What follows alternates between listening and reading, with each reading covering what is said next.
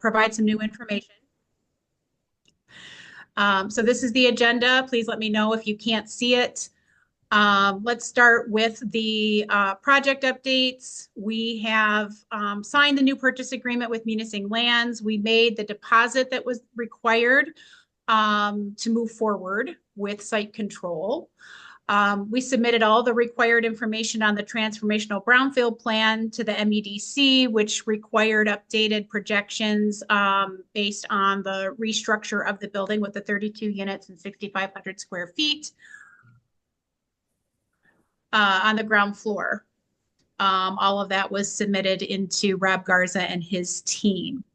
Right now, we do have a gap in the development pro forma, roughly it was 3.7 million in the pro forma that we submitted to MEDC, which asked for transformational brownfield incentives, a low interest loan through their CRP program, and a gap through their CRP program. However, the feedback came back from MEDC that they will not include any resources for the project outside of the transformational brownfield plan. This is disappointing because the value of the transformational brownfield is not as high as we would want it to be, or we would typically see in other projects, because we are not charging full taxable value on the residential piece of the building because it's low income housing. So we are reworking the pro forma right now to see what this means for the true gap, but it will increase to roughly 5.5 million. They want all funding sources identified in order to approve the transformational brownfield. And the challenge is that in this part of town, as you guys know, the biggest gap providers are MEDC and MISTA. So at this point, we're going to be turning to some political tools in order to try to fill that gap through other means. And we'll talk about that soon. And I know Shannon's going to jump in on that piece. I'm going to jump in right now just so everyone's aware. The critical piece is the communication, because I know, Devin, in the city, for us to re-engage on the public pieces with the DDA and the city, we have to understand what these gap sources are going to be. Whether it's MEDC or MISTA, gap sources require specific components in design and housing set asides and area median incomes and a lot of the public tools. So it's been a chicken and the egg that there's been frustration about, the communication going back and forth, but the final structure is very critical to how we finalize all of the public pieces that are underway, especially with a lot of moving financing sources. So it's very critical for us to understand all of these components. And as Jill said, whether we're using MEDC pieces or MISTA pieces, that is the component for us to go back and finish all of our public pieces and be re-engaged so we can answer all the local questions that everyone has right now. So one of the solutions that we identified was pulling in a partner that may change the status of priority for the state. MISTA has been very supportive, but MEDC has been, as you've seen in these emails, they're limiting their support. So one of the solutions that we identified was pulling in the Sioux tribe of Chippewa Indians as a strong economic development partner. They're looking to expand. They're looking to expand in both economic development and housing. So we were relentless in pursuing contact with the Sioux tribe, and they responded, and we have been meeting with them regularly. We have submitted a formal partnership proposal to the Sioux tribe to come into the deal. And we have a call with them at 11 to walk through that proposal and make edits and changes, but we're very hopeful. They're very interested. They like the location for obvious reasons. They have an office in the area, and they like the project. So it's our understanding, they have a very strong relationship with MEDC and the state, and bringing them as a partner would change the conversation with MEDC. That's what we're hoping for. And Shannon, you want to add anything on the tribe? No, Yep. as Jeff said, we have terms. We're hopeful that the conversation today may lead to us, understanding how we're going to proceed with those terms, and we will share that information as we receive it. The other thing that the tribe has is access to financing and funding that we do not, which was our whole reason for pulling the land bank in as a partner in the very beginning. So we're just we're trying to modify the partnership, bring in a third partner, and see if they can bring in some resources that we don't currently have access to fill this gap. And please stop me if anybody has questions along the way or wants to add anything. Please slow me down because I'm going through this pretty quickly. And this might be covered, Jill and Shannon. Do you know when, I know you've got the transformational brownfield up there. Do you know when the DDA will have a chance to take a look at what you're thinking about? Because they haven't seen anything yet. Well, and I mean, until we know how the gap will behave in the project, Kathy, there's not much for them to review. Okay. Okay. I think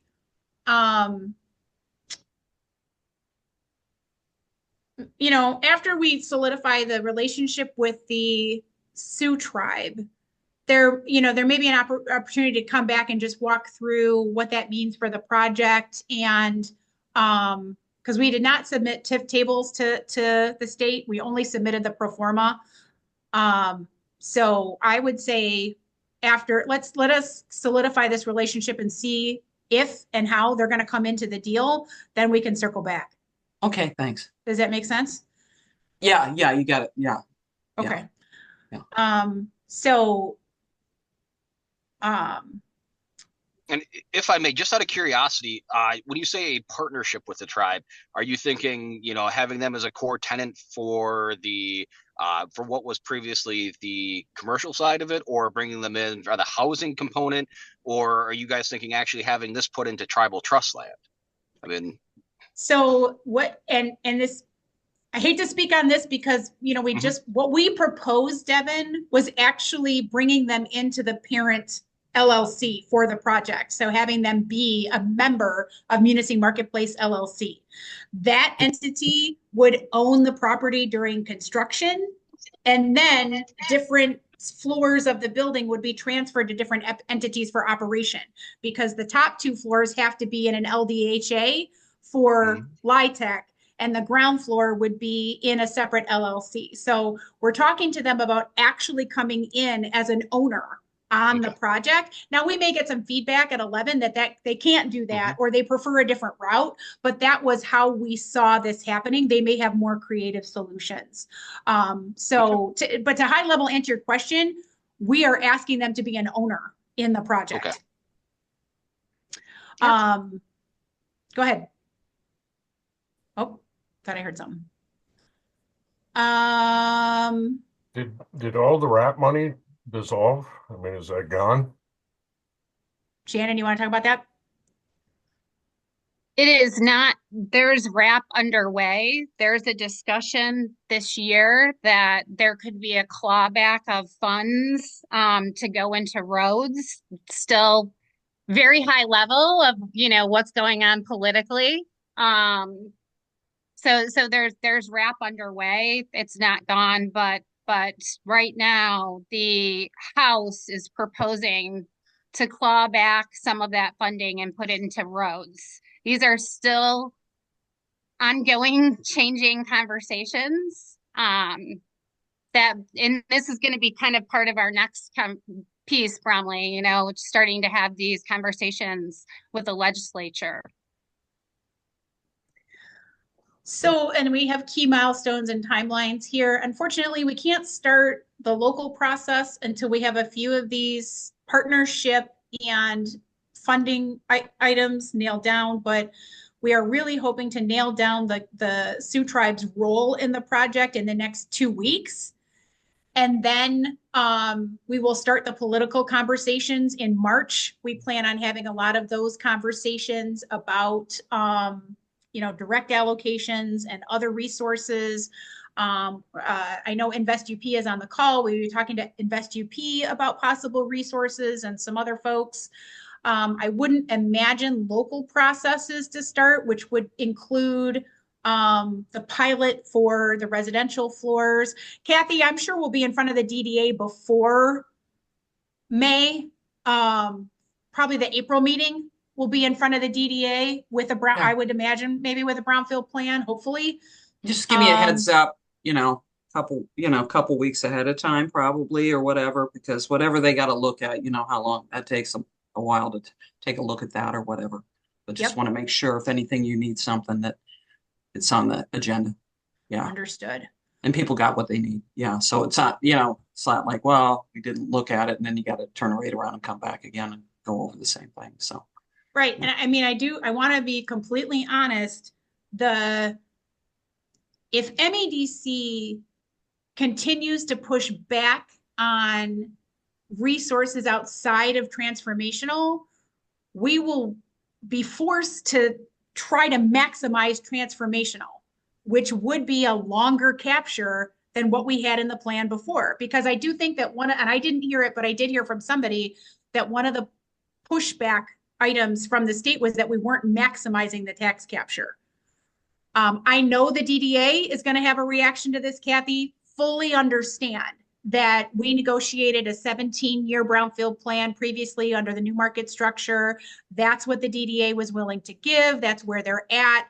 I'm just saying that I really, if we can't get MEDC to provide other resources like RAP or like, CRP, and we're told by them that we have to maximize the tax capture, that's when we would be coming back with a plan that looks different than what we had before. And we're just going to have to let everybody know what's going on and where we're at and see what kind of response we get from the DDA. Well, and just to follow up on that, part of that is we're trying to keep as many people in the advisory committee meetings kind of apprised to these conversations with the state. So it's, not just coming from the development team. This is, and our response to the MEDC has been, this is what we did negotiate, trying to capture all the needs with the DDA and that there was future infrastructure needs in the community and reasons why we had structured this. So this is going to be part of this conversation. Hopefully that we're sharing all of this information ongoing with the state so they understand all of these moving pieces.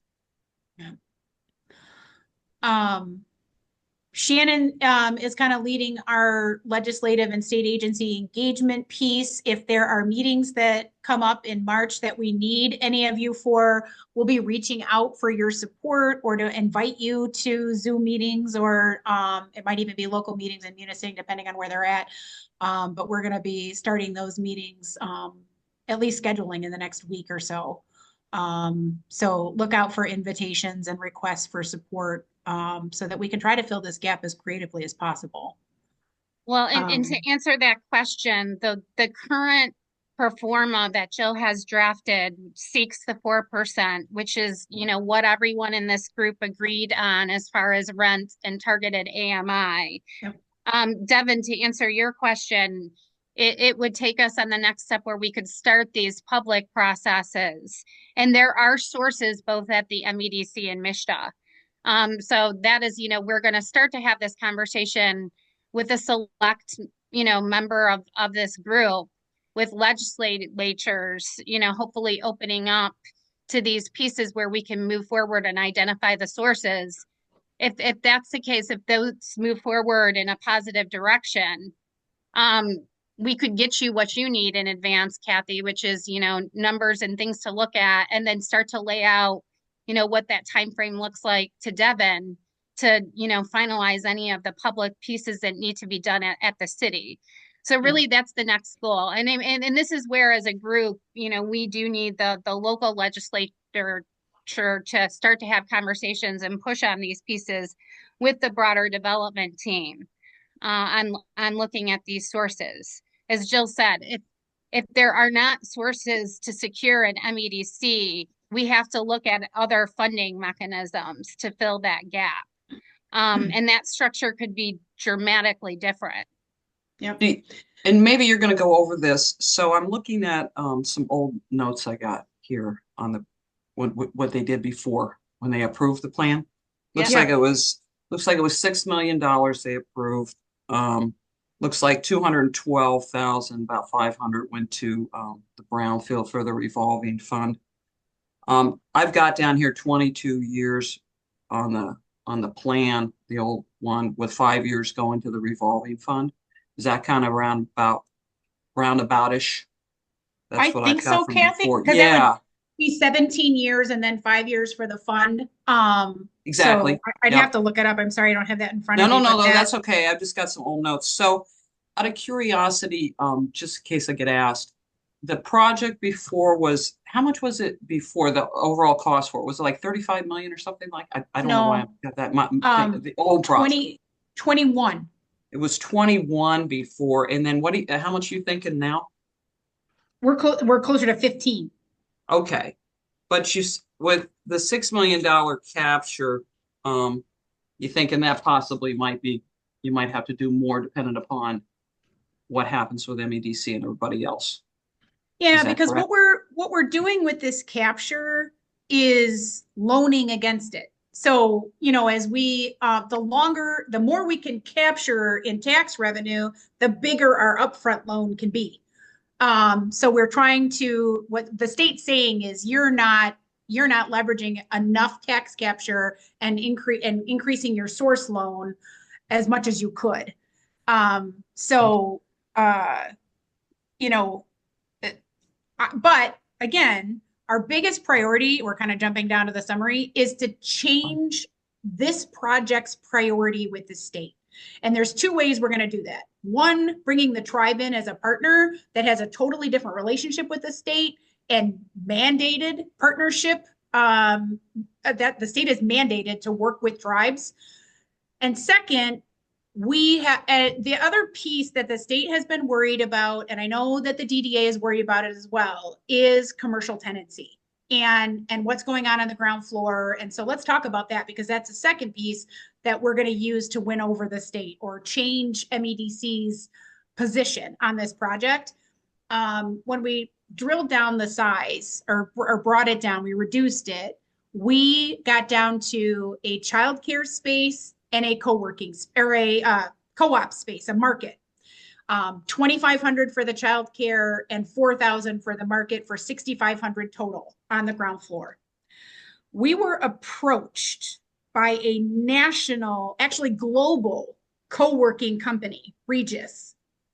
They have Munising on their radar for 2025 to find a space. They approached us. We went through the building schematics. We went through available space. They are very interested. They've sent us projections. We shared those with the tribe. The tribe, this is not a straight up lease. This is a revenue sharing agreement with Regis through their brand IWG. We've shared that with the tribe. The tribe actually likes revenue sharing agreements. So they're very interested in the opportunity. We need to work through who does what and the partnership and all that kind of stuff. But it did not bat an eye to the tribe that this is a revenue sharing agreement. So is that a co-working space you're talking about? It would be full co-working with the ability to do, because I told them that layout that we did for Michigan Works with the training room would be something that would be very attractive to the local, to you and everybody else, if that was something they wanted. And IWG said that would be a possibility. So yeah, it would be independently owned and operated. And it could have, closed offices for rent, Kathy, for small businesses. It could have the training room. It could have open co-working space. It will be designed by their team.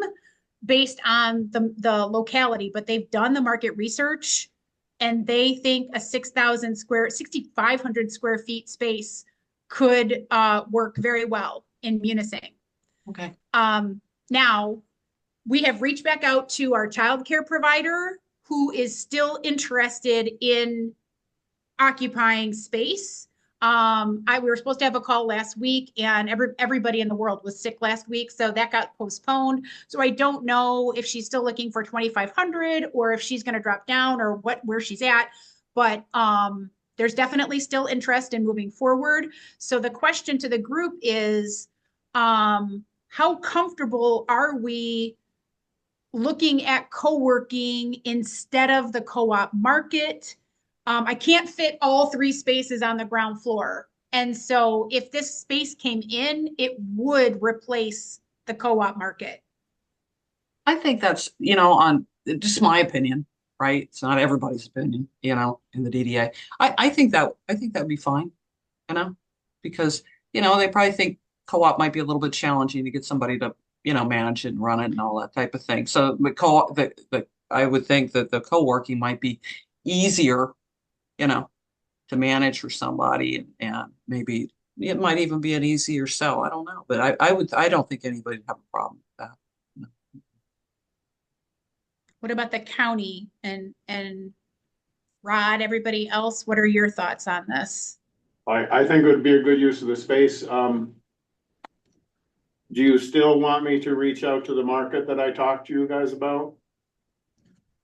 I don't think it would hurt. I think Yeah. until everything is committed, we keep moving forward and, make sure everyone here knows what the options are on the table. Well, I Bill, know are this. you saying that the MEDC is looking for more percentage of commercial space? No, I think the way that this improves communication with MEDC is it reduces risk. So what MEDC was hearing was, you got a lot of vacancy in Munising, especially along Superior, and co-op is, even though we had a lease guarantee from the land bank, it still has to be formed and it's untested in the market. So there were all these kind of risk issues, Bromley, with the structure that we had. But with a global operator that's coming in with an operating plan that is set up for the space and the tribe coming in to manage the space, it really reduces the risk that MEDC was worried about. So we're just trying to get them behind the project and knock out the pieces that they were concerned about. Does that make sense? Yeah. So, I mean, we can't really have much of a legislative or state agency push until we get a little bit more of these details pinned down, correct? I think we have enough details now, Bromley, to start that conversation with the legislature. To your point, just to answer your question and to reiterate what Jill just said, one of the biggest challenges the MEDC put out the last time is that they wanted all of our commercial spaces to have an LOI, which is not a standard format of CRP.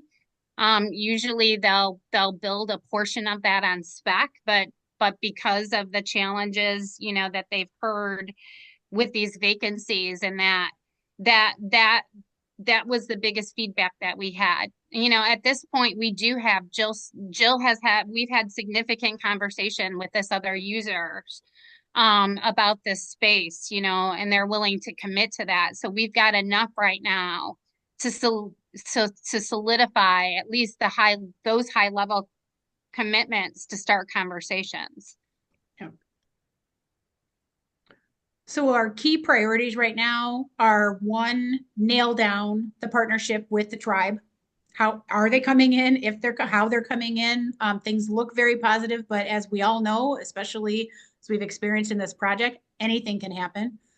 Our second priority is nailing down the ground floor users, getting the LOI updated with Britta on the childcare, and getting something from Regis that will solidify their occupancy of that space. And then we start the 4% application process, which is substantial. And we start the political process at the same time to fill that gap. So those are our key action items in order. I have not given us deadlines on those, but I will say that both Regis and the tribe are very responsive and very proactive. We talk to each of them every week. So I think that we will have answers on both of those items very quickly. And Britta was very responsive as well. We just had to delay because of sickness. So I'd say in the next 2 weeks, we should have some good answers on all these pieces. That's my goal.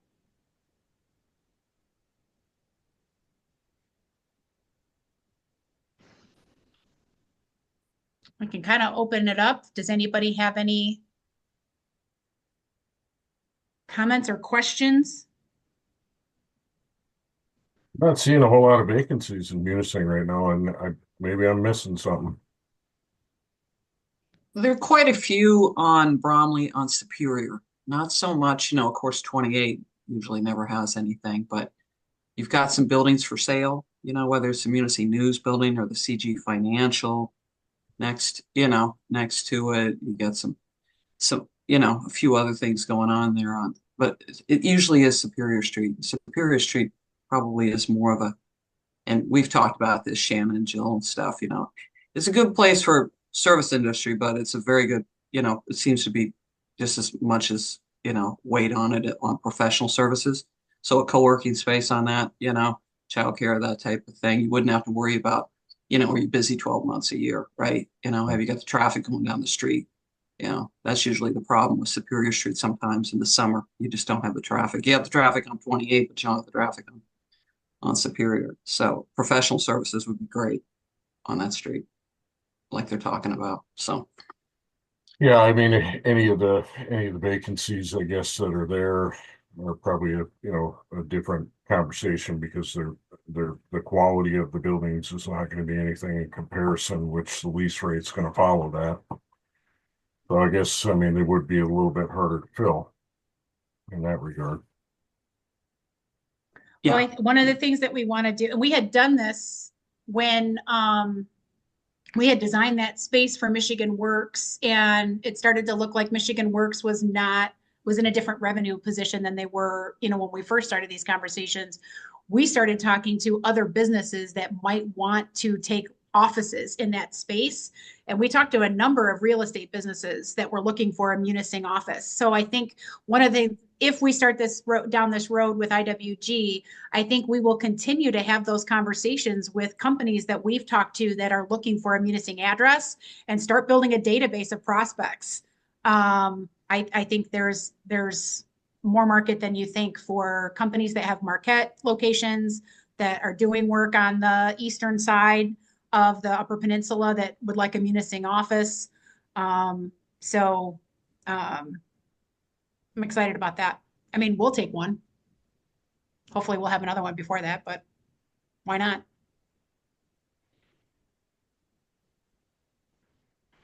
So we can report back by email. Oh, go ahead. Somebody had a question. Yeah, this is Barry.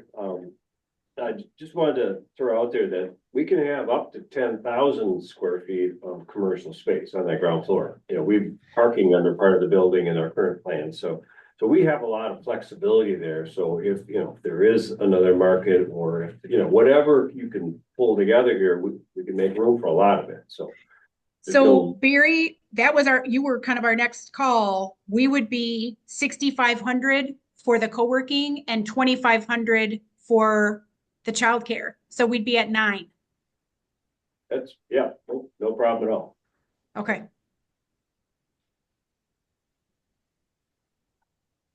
Plus the entryway for the residential. So we may be eating that up with the last or whatever's left. So we need to look at that. Yeah. how many apartments was it again? Can't remember. 32. 32. Okay. Yeah, I can resend you the rent breakdown, Kathy, so that you have it and the sizes of the units, if that would be helpful. Yeah, like if you could just, even in a general thing, like, I don't know, 15 one-bedrooms and, 17 two-bedroom, you know what I mean? And the one-bedrooms are blah-de-blah, going to go for blah-de-blah, and the two-bedrooms are going to, ranges, because I know some would be ranges, you know, this to Would it- that. Okay. I don't know, just in case I get asked. Our current plan, and this could change, is we have 20 1-bedroom and 12 2-bedroom. 20 and 12? Okay. Yeah. Thanks, Barry.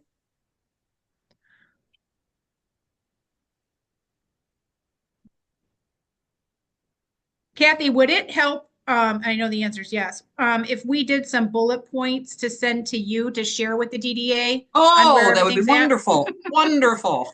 Sorry, I didn't ask earlier. Yeah, I mean, I That is definitely want to okay. make sure that you're taking Wonderful. info back, but I know it would be more helpful if we did some bullet points. Oh my gosh, yes. And Okay. and I don't want to put those together. I would want you guys to put together because, you know, I feel like it's just, No, I'm a that go-between makes and I sense. don't want to be, especially people always ask for detail, you know? Understood. Yeah. And I was going to have a question that's in that same realm of timeline. I see you guys have a new purchase agreement in place. And it sounds like you guys want to have a transformational brownfield plan approved in April. With your email to the DDA, I'm probably going to share it with the city as well. And if possible, could you put a rough timeline together too? Because then, I mean, when should we expect to have a transformational brownfield plan for review for the DDA? When should we expect to have it at the commission level if approved by the DDA? Kind of a rough timeline setting everything out. Then we can anticipate it. And then with that also including in your bullet points some short descriptions of the different types of funding mechanisms that you're bringing to the table. The DDA really hasn't had much communication with you guys since the transformational brownfield plan was approved and then that fell through. So the LIHTC aspect of it, the tribal aspect, which it sounds like you should have a little bit better idea of which direction that's going to go today. Those might be really good topics to kind of introduce to the DDA in the city at that point as well.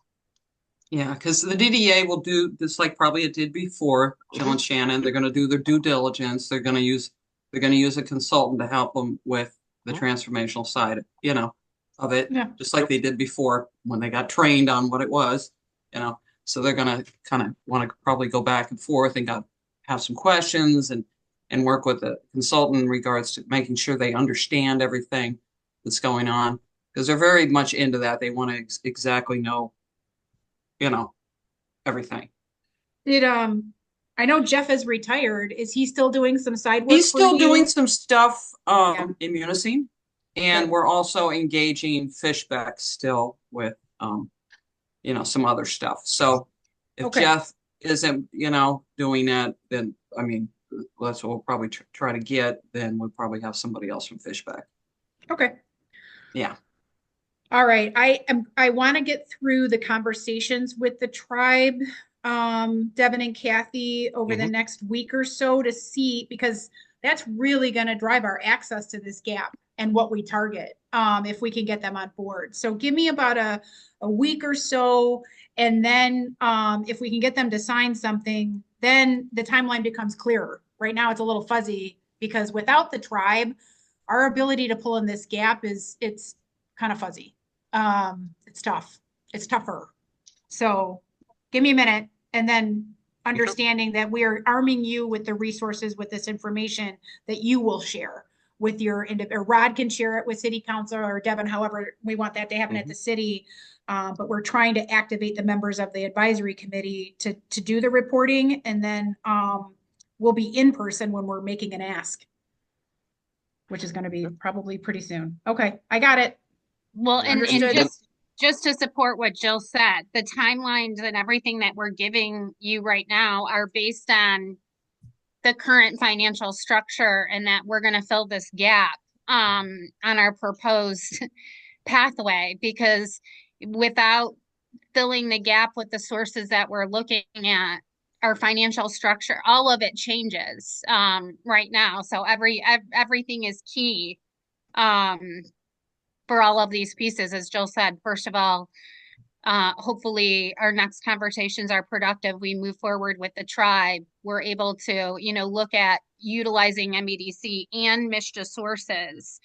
And that would give us our projected timelines. If we have to go back and look at a different structure outside of the 4%, all of this every time we look at a different source, the entire capital stack, our timelines, our projections, everything changes with every different source or, gap filler that we have. That ultimately has been the challenge. Yeah, so what I would say too with the DDA, if your timelines go as you would like them to go, let's give this as an example. If they go as you would like them to go, then if they also have their meetings, third week of third Wednesday at 8 o'clock in the morning. You guys have been to enough of them to know. And so the March meeting, if you have things are going like you like them to go, if you could have that bulleted list kind of thing that we could share with them in the March meeting, you know what I mean? So then they Yep. kind of see that. And then if you wanting to come to the April meeting, if they've got, some numbers and things like that on a proposed transformational, if they get that, say at least a week ahead of time, because they're going to, want to share that with whoever the consultant is too. So to bring them into the conversation at the same time. So does that kind of make sense? Is that Yep. workable? Yeah. Okay. Yep. Okay, cool. Thank you. Good. And it Amy's- sounds like you guys have kind of come to the conclusion that there are going to be different directions taken in the funding stack that you guys are pretty set into. And that's going to be, it sounds like LIHTC is going to be something that even with tribal involvement as a partnership, you guys are still going to most likely be looking at LIHTC at 4%.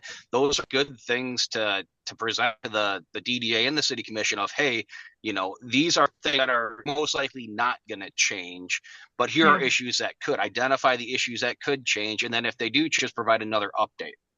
It's that communication. I know I sound like a broken record all the time, but it's that communication where we're going now from the DDA's last real communication with you guys is that transformational brownfield process and the larger project, to now having a completely different project with LIHTC being a major component, with PILT agreements coming in play, with a downsizing from that 31 to 15 million area, some pretty significant changes. And that sounds like that might be good things to communicate to the DDA and the city just as an update. And then when you guys are able to narrow down funding sources, partnerships, at that point, maybe release that information.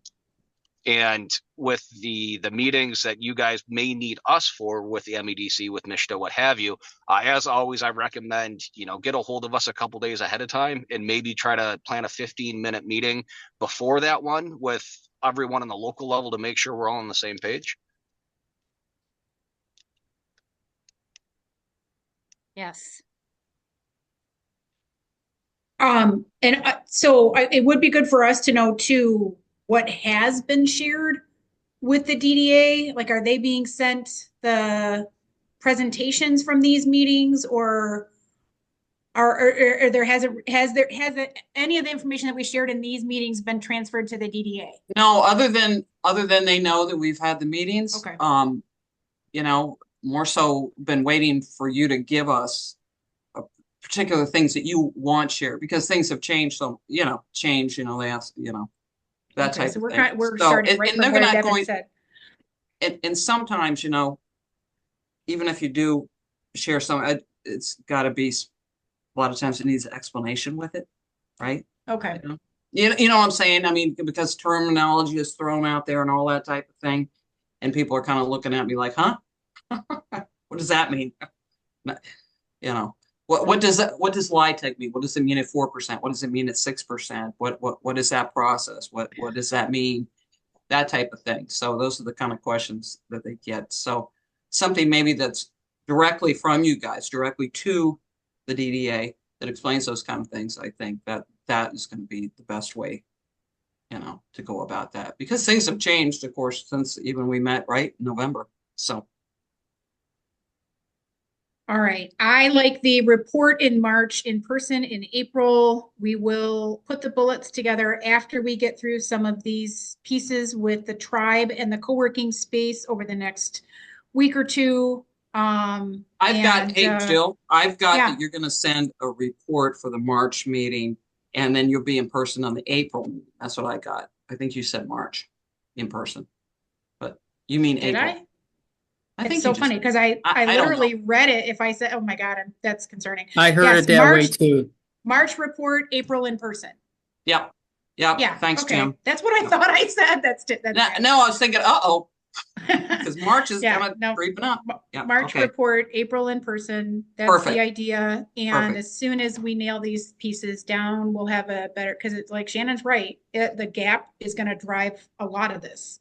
And then Um, Shannon and Jill on the report, if it seems like it's one of those things where people are like, God, I don't quite understand what that means or something like that. What I might do is reach out back out to you guys and get you on a conference call during that meeting to explain, the terminology or whatever it may be. I think that's where people start to get deboggled. Okay. Well, we'll keep it as high level as we can. But yeah, understood. Yeah. Okay. So it's just explaining, because there's 9 people there, with all different levels of, questions and all that. So. Okay. All right. I know what my homework is. Pam, do you have anything? He is not here. Okay. I can't, the only person I can see is Joel. And Jill, I don't even know if I've got a copy of the slide deck. I know you shared it on the virtual meeting, but I don't think I ever got a copy Okay. of it. But I don't know if you want me to share that slide deck because it's out of date. Let's wait. And I'll put it kind of in that format, really, number of units, ground floor, who we're targeting, rents, maybe just kind of a list of what we've done so far as a group, that we went through this rent analysis and population targeting analysis. We talked about vacancy on the ground floor. We know that one of the biggest risks is any kind of spec space or anything that isn't or that's seasonal. We went through, the kind of deterrence for national chains. This is a national chain, but it's different, national fast food chains, things like that. So we'll write up all that stuff, Kathy, so that they can see what we've been doing. Okay. Okay.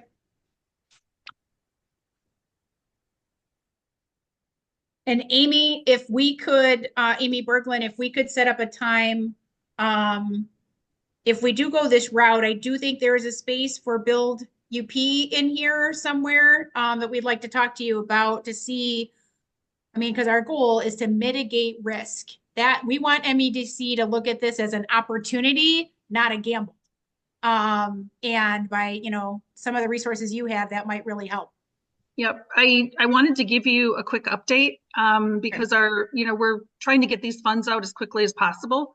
And so we have 15 projects that have been submitted over the course of the time that the fund has been open. We've closed on 4. We have 4 in underwriting. And so we have encumbered almost, over 7 million. I think we're closer to 8 million right now. We're investing in CTE construction trades programs across the UP. And we have another initiative that we're currently developing. So we, as far as I know, conversations have been going on about requesting from the state the second half of the $15 million for the fund.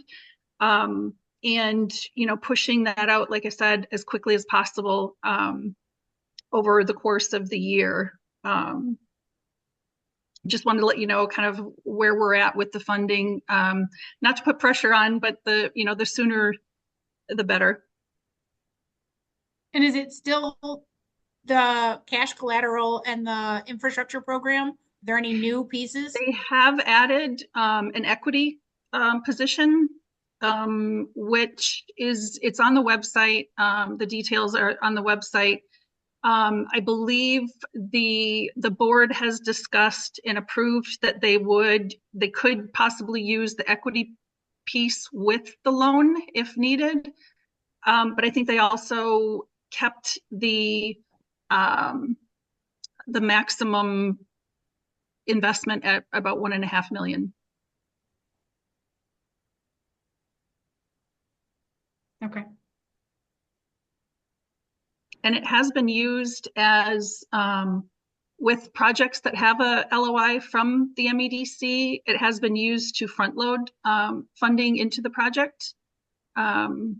So that's been something that they've changed, I guess, since the beginning of the fund. So they're still pretty flexible.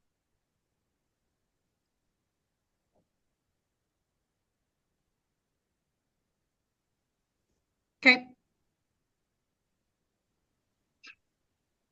But open to schedule anytime. Just let us know. Jim, anything from you, the State Land Bank? Not today. Glad to hear it's gonna be virtual in March and live in April because you guys need about 2 months for all that snow melt. 3 months. 3 months? Okay. I actually have to step away back to my regular team meeting. So I will catch up to you guys later. Sounds like you're making progress. Thank you. Yep. I think that's it. We will follow up as soon as we have more news and get the timeline out. And then one last thing for you, Jill and Shannon. The city is in the final process of a housing needs assessment specifically for the city of Munising. And we have been working with our central planning agency on that. And we have, I believe, what would be our final review of that document tomorrow night with our planning commission. Awesome. And when that is finalized, I'm going to, at that point, put it all over our website and Facebook and all of that. But I will also make sure to share it with you guys because without talking to QPAD about your project, a lot of their findings are pretty much in the neighborhood of rental rates, median rental rates that are existing apartment buildings, things like that. I think if I remember right, median was $649 a month is what the median rental rate right now is in Munising. And I will be able to get that over to you guys probably in the next 2 weeks. Okay. And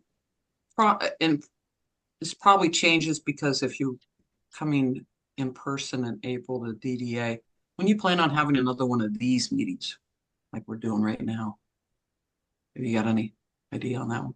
So typically we do it the week Quarterly? that you have your DDA, no, monthly. No, I mean these meetings, because we hadn't met since November. So are we going to be meeting as a group like we are here today before any of that, or no? We should, yeah, we should plan to meet monthly. So we'll talk to Pam about getting a date that works every month and scheduling it for the year. Okay. So that it would be great to have it on the calendar. schedule. You know what I mean? If you would send it out, or Joel, if you'd send it out, and that way we can all get it on our calendars, that whatever day that is on a monthly thing, and it's easier to plan that way. Because I know everybody's got such crazy schedules and conflicts all the time. I will reach out to Pam and Joel and we'll see if we can get something on the calendar. We were doing it 10 o'clock the day before the DDA meetings. So that's what we'll look at and see if that works for everybody. We just changed it for this week because forget why we changed it, but we'll circle back with Pam. Oh, that's okay. That's okay. Just as long as I know I need it on my calendar ahead of time. I want to make sure I'm here, but you know how calendars get filled up pretty quick. Everybody does. So, yeah. Yeah. Well, and if we're coming, if we're reporting to the DDA, I'd like to have this meeting ahead of time just to make sure we're all on the same page. Exactly. Yeah. Yep. Understood. Yeah. Thanks. Okay. Thank you, everyone. Thank you. Thank you. All right. John's Barry, you could probably open an office down here. Yeah.